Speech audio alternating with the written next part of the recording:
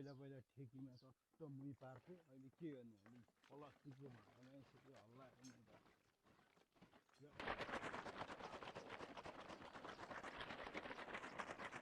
खै त ठेकी छैन यस्तो प्लास्टिकको डिब्बामा भरेर यसरी हल्लाउनु परिरहेछ है वास्तवमा यो मैले बटर बनाउँदै बटर प्रोसेस यो भिलेज गाउँमा बटर बनाउने प्रोसेस त्यसपछि हामी यसलाई घिउ बनाउँछौँ घि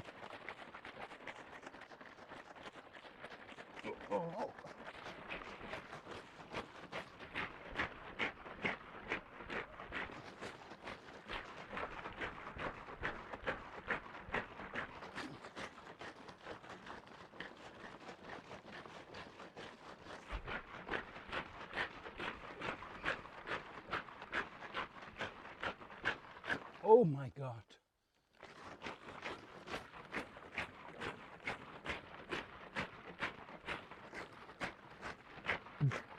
काठको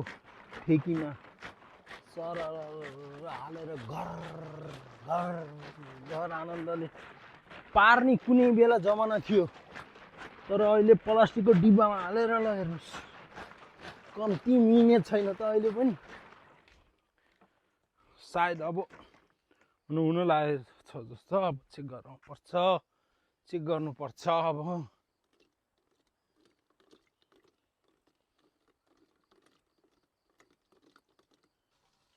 ल अब यो मुहीलाई मैले यो भाँडामा ट्रान्सफर गर्छु ल यसबाट निकाल्न चाहिँ अलि अप्ठ्यारो हुन्छ त्यो कारणले गर्दाखेरि मैले यो भाँडामा सर ओ माई गडनेस यस्तै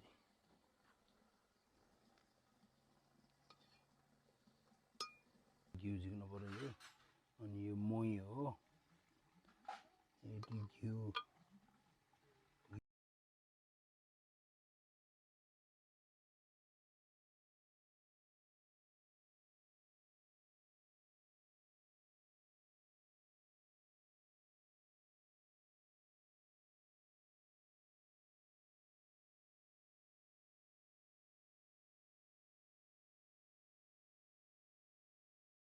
फाइनल्ली घिउ चाहिँ यसरी तयार भयो यो है नुन घिउ अलि